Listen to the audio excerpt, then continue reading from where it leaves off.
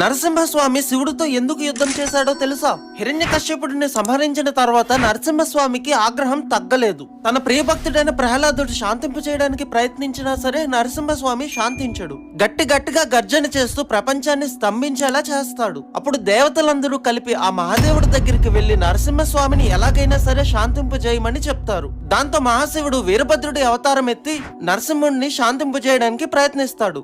అది విఫలమవడంతో శివుడు అతి భయంకరమైన శరభావతారం ఎత్తుతాడు. శరభేశ్వరుడు సింహపు తలతో, గ్రద్ద రెక్కలతో, పదునైన గోర్లతో, పొడవాటి తోకతో ఉంటాడు.